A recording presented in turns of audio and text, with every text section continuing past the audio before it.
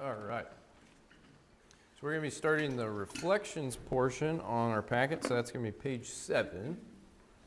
And so we will take this class, maybe a little bit of the next class, depending on how tonight goes, to go through these reflection questions.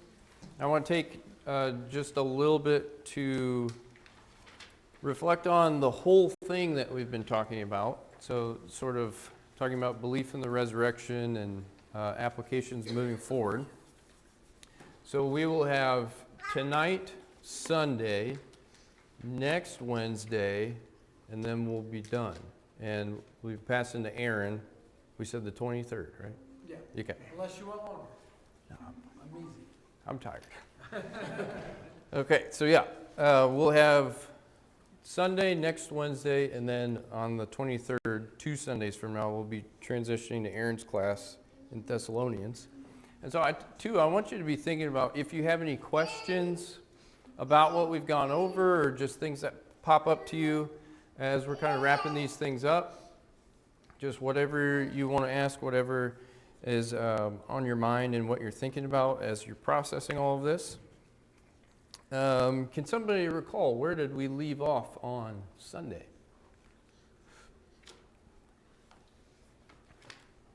I think we're talking about embellishment. Yeah, that's what we ended with. So yeah, the bottom of, I guess sort of the bottom of page 7 is where the embellishment idea ends. Can somebody state for us, what is the idea of an embellishment explanation for the resurrection? The fish story. A fish story, yeah. It gets bigger. The longer it goes, the more it gets talked up. It's Right. increased in attitude. So yeah, fish story. So basically, sometime between when the events with Jesus happened and when they were written down, the disciples created a fish story, and it got bigger and bigger. And so that's one way to try to explain the resurrection without the resurrection, right? The idea of the resurrection. And as we said, so this is probably the most popular idea that's going on, at least in like critical academic circles, whatever, if that means anything to you. And I'm assuming we'll start to see more of it in popular culture as it's sort of, people write books about it and then people read the books and we start talking about the information. And so if you haven't seen things like this, you'll probably see it in the future. But the idea is just, doesn't really explain the information. The evidence of embellishment is not there. A lot of things. But embellishment really will sort of segue into what we're going to talk about with the reflections. So at the heart of this idea of embellishment, the claim that the disciples embellished what really happened to produce the resurrection story is because they're claiming something supernatural happened. So if the way that you approach the world is supernatural stuff like that doesn't happen, people don't rise from the dead, there are no miracles, but that's what somebody's saying, you're going to say, yeah, well, they changed the story. And that's basically it. The claim of embellishment is because they're saying a supernatural resurrection happened, and things obviously don't happen like that, and so they must have changed the story at some point. And that's the idea behind embellishment. But if we go to reflection number 1, why do all the opposing theories for the Jesus movement, so trying to explain what happened with what's called the Jesus movement sometimes, why do they try to provide natural explanations for what happened? Because if you look at it, everything that we looked at is a natural explanation for the resurrection story. I mean, if what you said is the basis that they don't believe anything supernatural could have happened, then the only alternative is something natural. Right. So I mean, if you rule out the supernatural, all you're left with is some natural means by which this can be explained. Yeah. I mean, we do that all the time, don't we? If you hear about some crazy event that happens across the world, somebody, some kind of miracle sighting or whatever it is, and you don't believe in that system of belief, you're going to say, well, there's obviously some rational explanation for that, right? You do that with, I'm thinking of like the Ghost Hunter TV shows and things like that, right? They're saying these things happen, and then everybody wants to say, well, there's obviously a reasonable, not supernatural explanation for these things. And that is basically what it is. So a major reason that the resurrection is rejected is because at its core, it is a miraculous thing. It's a miracle, right? And the way that most of us approach the world is that stuff like that doesn't happen, right? Miracles don't happen. People don't get risen from the grave, which is also part of the point, right? Because that doesn't happen all the time, and then it was claimed that it does happen. So really, the alternative theories that we've looked at are trying to find a natural explanation to show why it's not a supernatural event. Does that make sense? So every other explanation is trying to show from a natural perspective why it's not a supernatural event. Okay, so why would we be so invested in doing that? What's the big deal with the resurrection being supernatural or not? Could it be supernatural and you still don't believe it? Andrew? We didn't explore the alternate explanation that Jesus is some supernatural power other than God. I haven't really heard that being proposed by anyone, because the implications of accepting it as a supernatural event are you're accepting it as the supernatural, so what are you going to do with that knowledge? What are you going to do with that conclusion?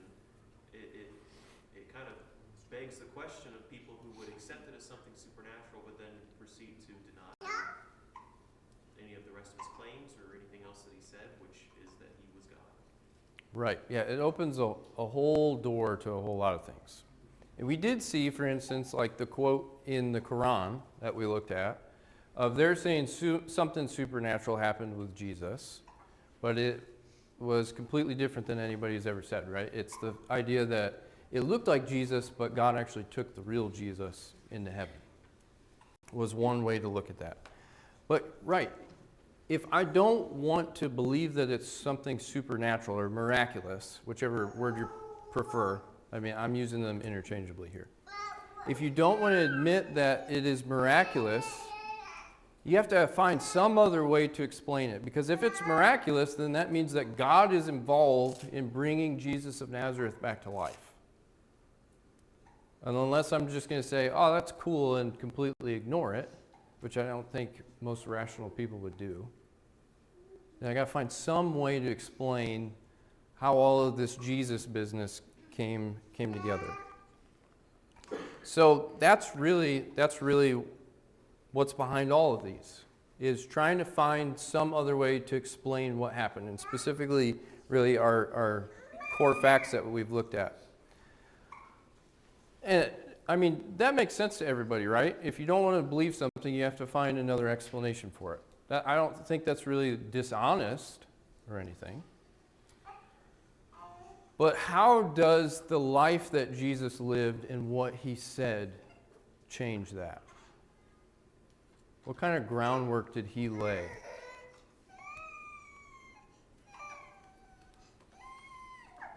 Grace? Well, we could begin with the nature of his birth. We'll assume that they're just going to throw that out the window too. I mean, but they're going to throw out the miracles. I mean, he regularly worked miracles. Yeah. And, I mean, there were people who, at least in those days, and as it's recorded in Scripture, would say that no miracles taking place, we can't deny. We still don't like what he's claiming. We don't believe who he is who he says he is. But, I mean, he did a number of things when he was here that were evidence of his claims. Yeah, so there's record of, Jesus being said to have worked miracles, right? Greg, what were you going to say? Well, I want to make sure I understood your question first. Did you say, what did Jesus do? Yes. That late background? I was thinking just how often he said, don't focus on me. I want you to focus on the Father. If you know me, you know the Father. If you know the Father, you know me. He kept pointing back to the source of the power for the miracles. They resided in him as God, but his role was to be human. And so he kept pointing back to the God of the Jewish nation, Jehovah God. He wasn't being vague in his supernatural origin. He didn't say, I popped out of the heavens and I've got powers and all this. And there were people working miracles, quote unquote miracles, in his day. Mm-hmm. And they made various claims as to where they got the source of their power. They didn't all point to Jehovah God. So he didn't leave that to guesswork. Right. Yeah. So it's claimed that he worked miracles, and then Jesus himself said, I'm from God. We need to investigate that right away, right? I'm from God. And he went even further to say, what? That certain things were going to happen, right? What did he say was going to happen? Chip? That just like the prophets before him, he would be executed by the hand of the Jews, And then what? raised on the third day of the week. Yeah, so even if you don't believe that Jesus is who he said he is, and even if you don't believe that what the Gospels say about him are true, it's a unanimous fact that Jesus made outlandish claims like that. That he had some kind of God consciousness about himself, and that he made claims of, I'm going to rise from the dead. I mean, that's kind of, people accept that even if they don't believe in Jesus. So he's already saying there's something big happening with all of this, and you need to expect all of these things. So he says you need to look supernatural first.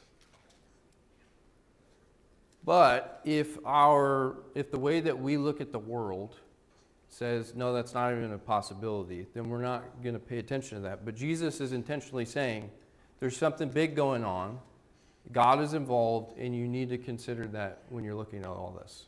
This is what's going to happen, and this is how you know everything that I'm saying is true.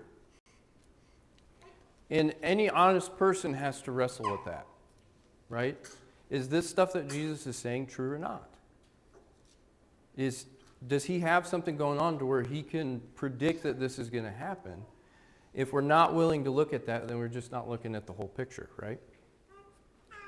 So does anybody have anything else? So why do all the opposing theories for the Jesus movement try to provide a natural explanation? Did you think about anything else?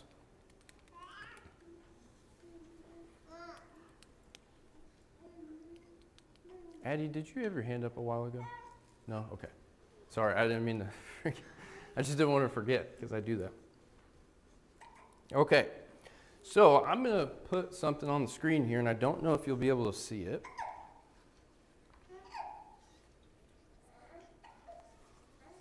You might be able to read some of that, you might not. I don't know. So this is a flow chart, and the plan is, if you want a copy of this, I will give you one. The printer's just not working, so I'll just wait till that's fixed. So if you want a copy of one of these on paper, or you want me to send you a PDF or whatever, I can. I'm planning to hand this out, but this is basically a flow chart looking at all of kind of the possible explanations that we've discussed about what happened with the resurrection of Jesus. I put it up here. So, we have, if you can read it. So the resurrection of Jesus, right? He is alive and he's crucified. So he either died or he didn't die. And it's kind of going, is it this or this? And then the possibilities after that. So if Jesus didn't die from crucifixion, then we're to that whole conspiracy of the swoon theory that we talked about, right? If Jesus did die, then he either rose from the dead or he did not rise from the dead. So if Jesus died and he rose from the dead, then the message of Jesus is true, and that's over with, right? If Jesus did not rise from the dead, then we have to explain that somehow. So where did this story of the Jesus movement come from? It was either, as we talked about, a fraud, a legend, or the disciples were somehow mistaken or deceived about what was going on. And so this is showing how all of the different things that we talked about fit together. So if Jesus didn't rise from the dead, say, well, it was a fraud, and that's either the disciples stole the body or someone else stole the body, and then came up with this idea of, well, Jesus is actually alive, and see, his body's gone and all of that. If Jesus didn't rise from the dead, and we're not saying fraud, well, maybe it's just a legend. And we discussed that. So with a legend, it's either the disciples embellished it, it's just a myth like in other religions, or they didn't mean for us to take it literally at all, and it's just some kind of spiritual story, right? So if Jesus didn't rise from the dead, maybe the disciples were just confused and deceived about what was going on. So maybe they went to the wrong tomb. We did talk about that and how that doesn't work very well. Or maybe they just hallucinated the whole thing. And so this is just kind of, a flow chart. I'll keep this up probably the rest of class, showing how all this fits together. So when we're looking at the major things, and obviously this is assuming that Jesus is a real person, and there are very few people who know what they're talking about that will refute that Jesus was a real person. So that's not even up there. So it's right. Did Jesus die or did he not die? Okay, if he did die, did he rise from the dead or not? And it just goes down the line of the questions that you have to ask to try to explain all of this. So I'll keep this up during class, but do we have any questions about it? For those of you that can read it, of course. I know it's probably small. Do you have any questions or thoughts when we look at this? Is this helpful? I did this for myself a while back, and then I went back through it and updated the wording for this. And probably most of the time is spent moving all of the boxes so the arrows fit up the right way. But any thoughts about this or questions? But you see, it's pretty simple, really. We're just answering questions. We're answering natural questions about what's coming up. And that's one of the big things I want you to walk away from this. This is not complicated. I mean, you can make it complicated, right? We could dive deep into all of these. But these are very straightforward facts. And the explanations for them, they either work or they don't. And this is just tracking if they answer the major questions or not. So nobody's thinking anything, huh? I figured we had some questions. Carlos, yes, thank you. Yeah, for me it's interesting because I'm a believer because all my life.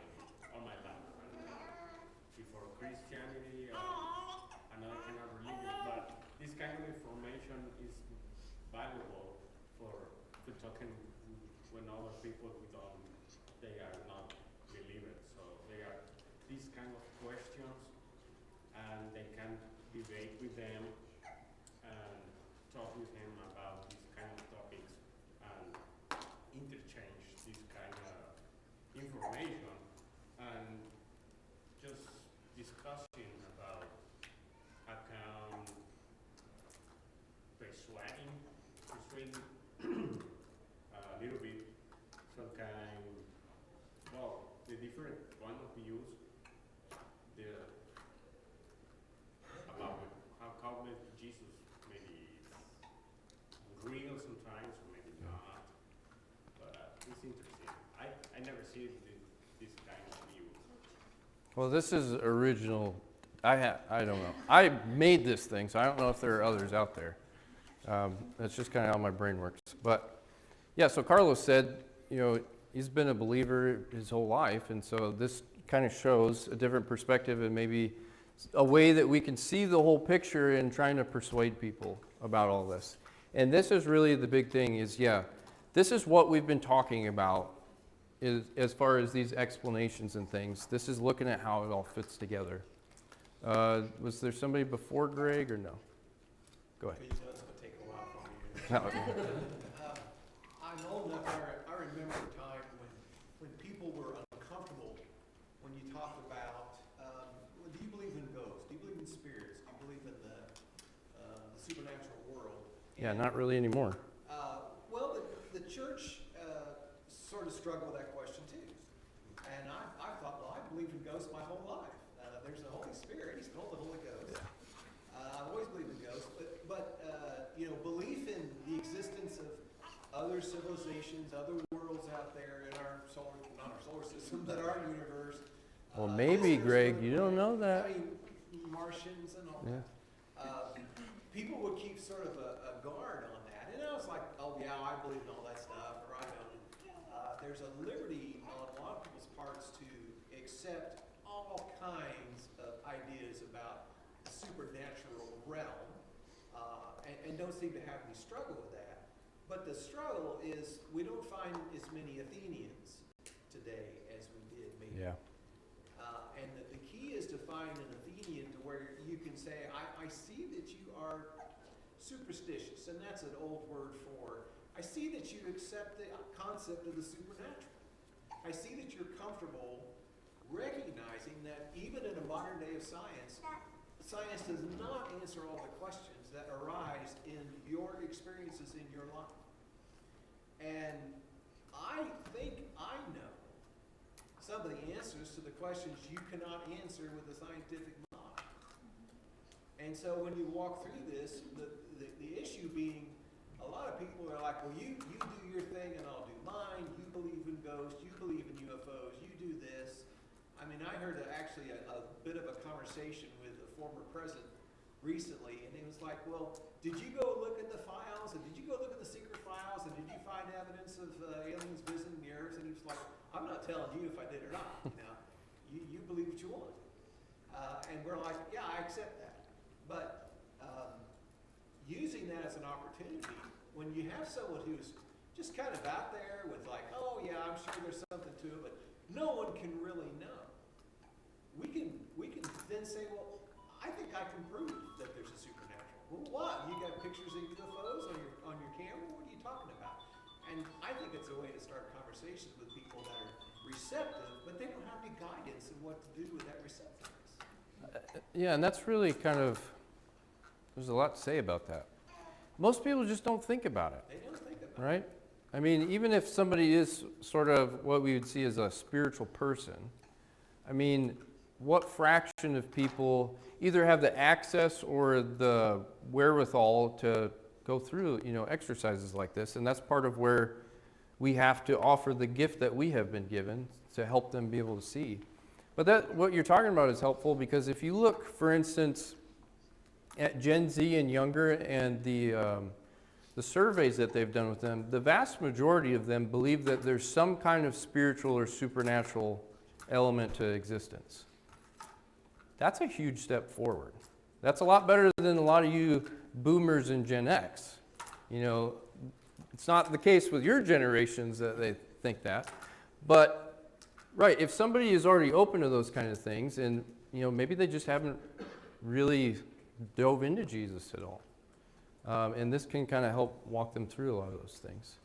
I had two hands, right? I think it was Andrew and then Brace. Okay. Andrew? So a couple of comments I wanted to make. One, jumping off of Dad's point, seeing them structured like this, one way that it can be beneficial is it kind of places what we look at this list and our eyes highlight the top line and go, there's the right answer. I thought about color coding at that one. Well, I'm glad you didn't, because that would ruin my point. Yeah. By arranging them this way, we show that the reality of Jesus' message being true, what we say is the reality of Jesus' message being true, it can be presented as, okay, here's one among all the options. Give them all a fair shake. Give them all a fair chance. And like you said, when there is it doesn't take much for people to entertain in their minds. It may be purely mental entertainment at first, but people will entertain the supernatural. And if you present the supernatural as one choice among many, look at them all, please, and consider them all fairly. That can be a lot more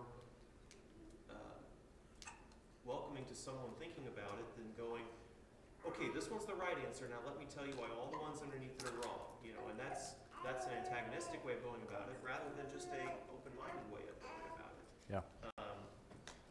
And I had a second point, and I'm not sure if I want to make it or not. I haven't really formed it all yet. I'm reading a book right now that's talking about like how you've brought this up before, the medium of communication kind of defines how we think about things. I have. Well, that sounds good, but I don't remember saying that. The media makes the message or something, I don't remember now. But it's basically making the argument that with the advent of most of our communication being written down starting in that period of history and continuing on into the 1300s through 1900s, the change from oral history to written history made us go from a people that really accepted the supernatural and the story and the myth to a people that was skeptical and legalistic and deterministic in our thinking. And I think even Christianity became legalistic and deterministic, where, everything's got to have evidence, everything has to have, really, we're quite naturalistic sometimes in how we want to explain everything in the scriptures. And the scriptures were written from an oral tradition that didn't reason in the same way that we value certain modes of reasoning today. Yeah. And I don't really know where to go from there other than to say that, I agree with Dad that there should be more room for different modes of reasoning here. Yeah. We can talk about it later. I think a lot of that is the consequences of the humanism and the Enlightenment and things. But that's a conversation for another time. But yeah, I did think about color coding it that way, just at least group it kind of, because there's only so many possibilities, right? But yeah, I did have that thought of, well, then that would imply some kind of hierarchy, and that, is kind of undoing a lot of what we're talking about. You did put it on top, so there's maybe... Well, that was the first one that I thought of, so, right? But yeah, you're just kind of going with the flow, pun not intended, actually. Going with the flow and looking through the possibilities of it. Brace? I was just going to say to the point that you were making before about a lot of people haven't thought it out or haven't really thought about it or questioned. It's just the way they believe for whatever reason. And I just want to warn us that is also true of people who are church. Oh, absolutely. Not just our religious neighbors. I'm sure some of us in here right now. Sometimes we accept things just on the basis of who said it or how we were raised or how we've always believed. I'm not sure that's any stronger position than theirs is. Not really, yeah. God expects us to wrestle with these topics and to have true faith in Him and in His Son and what they've done. So it's imperative that we be different than that. Yeah, I think that's an important point, because also we are going to start naturally drifting to, how do you talk to people about these things? And when you're having conversations with people about this in particular, really anything, it is absolutely the wrong approach to say, well, I got to argue with everybody because obviously they've thought about this and they're just rejecting Christ because they don't love God. That's not how most people are, right? Most people just have not thought about this. Especially in our day and age where we're constantly bombarded and distracted with everything. How many of you get a moment to sit down and really think about these things unless you're in a structured class? And for me, the reason I started looking into some of this stuff is because I was one of those people where I came to the point and thought, do I actually believe this or not? Because I was starting to have conversations with people and realized, well, I've just accepted whatever I've heard. And so I started looking into all of this. And one of the last things that Brace said, how can we claim that we do actually trust God and have faith about these things unless we've thought about them? If we're just blindly accepting Him without even tossing around in our head of, is this reliable or not, how can we say that we do trust God, right? And that is just kind of an exercise I think all of us need to think about. There were some other hands maybe, and I don't remember. Chip? This one works for every religion and stuff, but you can almost see the chart having another line afterward, and one being conspiracy theorists, one being scientists, Yeah. one being Hebrew, one being Christian. It's kind of not every person, different cultures aren't this way, but Jesus is the footstep for if I believe this, then I have to be this, or if this isn't true, then these things are true type thing. They kind of make that their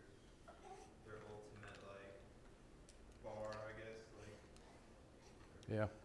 Yeah, these are not all of the explanations that can be put forward, right? These are just the major ones. Yeah, so there could be all kinds of, maybe all this stuff was true, but Jesus was just another Buddha or something like that. People have said things like that before, right?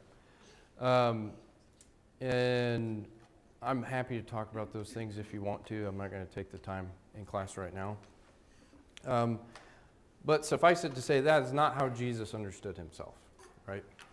Jesus didn't understand himself in that kind of conspiracy way, or, maybe you've heard of, I think it was in the 90s, it was really popular of, the years between Jesus' birth and then when he started his ministry, he was actually off in India learning from different sages and things like that. There's all kinds of things. And so this is not all of the explanations, these are just the major ones.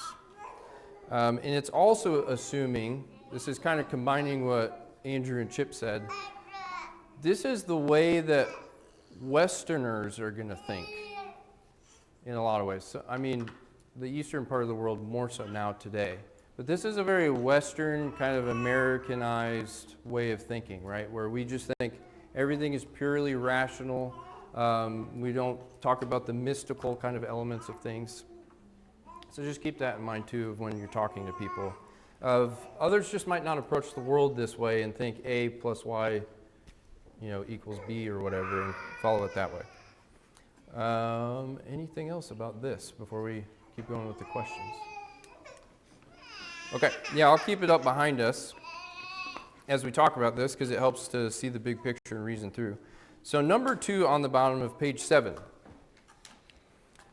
So we could go through all this, but what if somebody objected that we can't believe any of this stuff, any of this information, because the Bible is corrupted or biased? So what if somebody objected that we can't believe that anything the Bible says because it's corrupted or biased?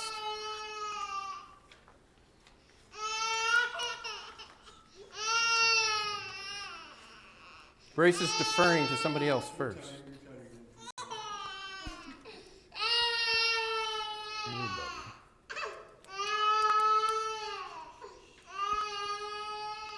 I can tell Zach's thinking. What are you thinking? Oh, do you have the paper? Yeah. Number 2 on the bottom of page 7. So what if someone objected that we can't believe anything the Bible is saying about this because it's corrupt or biased?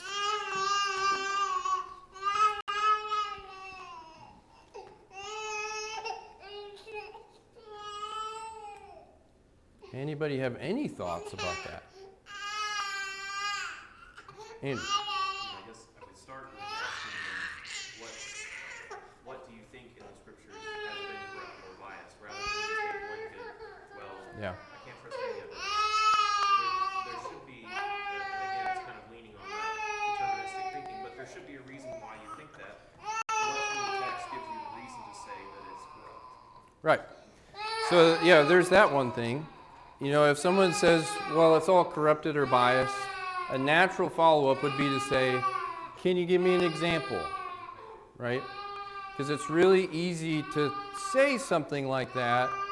But again, I don't think most people are malicious when they say it. I just think they haven't really thought about it. Maybe they've seen an example on TikTok or something that somebody's talked about. But most people just haven't thought about it. And so it's easy to say that.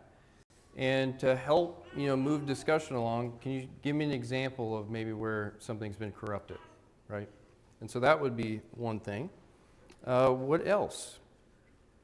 What if someone objected, saying that we can't believe any of this stuff because the Bible is corrupted or biased? I feel like for the bias part, it's hard to, if I put myself in the position of someone from the outside looking in, okay, the Gospels are taught by people who knew Jesus, right? So it's like a little bit easier to cope with them. Like, okay, I can see why you feel like it's biased because based on the definition of bias. But I'm with Andrew. It's like, okay, so why do they, for more the corrupt side, where's the evidence? And is it just your own mind blocking off the reality of what did? Yeah, that'd be. So I would say, in way of the bias thing, the Bible is biased. I mean, there's an agenda behind it, and it is to show God's plan put forward through Jesus Christ. Right, it is biased. Everybody's biased. And it kind of goes back to some other things that I'm sure we'll talk about in a second. Greg? I think too, when you hear that kind of rejection to even considering the idea, I think it's important to acknowledge that the church throughout history has been very corrupted and has been used in corrosive, abusive ways. Multiple examples in history, but man's fall and man's faults do not offset the truthfulness of God and be able to demonstrate why the Bible has been held to a different standard than the ebb and flow of the church through the centuries, which has had some of the most corrupt people in all of history as the top. Yep, it attracts the best and the worst, It does. like a lot of things, right? Brace, what were you going to say? Well, I mean, just where's the evidence is a good question. And I mean, at least, if nothing else, if they really are interested in investigating the topic, maybe they'll go out there and look for themselves at various sources. Because the reality is, I mean, there are a number of literary scholars who are not necessarily in favor of Christianity, who will tell us that if we can't believe the authenticity and accuracy of the New Testament transmission, we can't believe anything in ancient history. I mean, there's just too much evidence that supports the fact that what we have, save maybe a half a page of our New Testament, is without a doubt. I mean, there might be a half a page that some could question, which, whatever. But overall, it is highly accurate Yeah. in its transmission. It is the best attested and most reliable in terms of the history of transmission of any ancient document in the world that's ever been found. I mean, they say that there's an embarrassment of riches about the Bible because we just have so much material. We know what was written in Scripture. There's not a question about that. There might be a question of, well, how is this name spelled? Or, maybe there's an extra word in this sentence. But that's it. I mean, we know what it says. Greg? From what little I know about Egyptian history, we have pharaohs that have dropped out of the lineage, or we have questions about some of the timing of their reigns and so on. But that's because we also have physical evidence that when a new king or a new pharaoh would come into power, they would strip from the monuments the writings of the former leadership and rewrite history. I've seen some of that in person, actually. And There's in you've seen Chicago, some of that yeah. in person, and I've read about it and seen some photographs and so on. And so, we want to talk about fraud or rewrites or fake news. That goes on, but we know that goes on because we can find evidence of it. We can find no evidence of that in the scriptures. Yeah. There are no rewrites and edited versions to change the underlying story. Yeah, absolutely. We've looked at some of that kind of tangentially a little bit. But yeah, I mean, if that claim is going to be made, then we can't believe anything we know about the ancient world. I mean, that's kind of the dominoes that start falling there. But also, I want to talk about another thing, is the way that we've been talking about this with those 5 facts, we're not claiming the Bible is totally reliable. I mean, there's people who argue for these facts that don't believe the Bible is reliable and don't even believe God exists. So what we're talking about is that the core facts contained within the Christian story and outside of the Bible in history are reliable. The core facts of the gospel are reliable, and they're the core facts that are accepted by academics across the board. I do think one of the consequences is when you look at these facts and you see that the best explanation is Jesus rose from the dead, you should go back with a new lens and reread all that stuff. Okay, if it seems like Jesus was risen from the dead, now I want to go back and reread what he said and what people said that he did. And I think that should give more credence to those things that were written. So I do think these core facts in turn show some of the veracity of the biblical accounts. But that's not even what we're arguing. We're arguing based on how all other ancient history is done, that this is still the best explanation of the information. Any other last minute thoughts on that? So that's important. We're not claiming the Bible is 100% reliable with this. We're claiming that these facts are, that everyone has believed for really hundreds of years. Andrew. And that statement is probably something that most of us owe a greater amount of thought, because we've certainly, I think, dug ourselves into a hole when it comes to the topic of biblical inerrancy, inspiration, versus seeing it as a historical text. I'm sure when you just said the sentence, we're not claiming that the Bible is 100% reliable, that alarm bells go off in most of our heads, including mine, because Who's this guy we got in the Bible here? is 100% reliable. What are you talking about? So it deserves a fair look, and probably deeper examination of this at some later point, because I do think that we do ourselves a disservice to the world when we set that as the standard of no, inerrancy means this. It means every word is perfect, every word is exactly translated right, every word is exactly what God intends for it to be in our English-speaking ears. Then the world has ammunition to use against it. Well, if that's your standard of what reliability means for the Bible, how do you explain this? How do you explain this difference in translation? How do you explain these manuscripts that don't line up? So it gives room for the world to take issue with things that don't overall affect the reliability of the text that we have.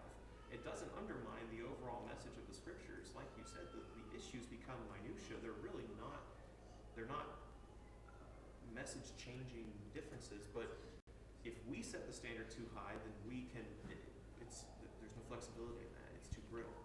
Yeah, and I do think all of that is important, right? I do believe in inerrancy. I'll say that so nobody's worried. That stuff is important, but I don't think it's the right tack to take most of the time.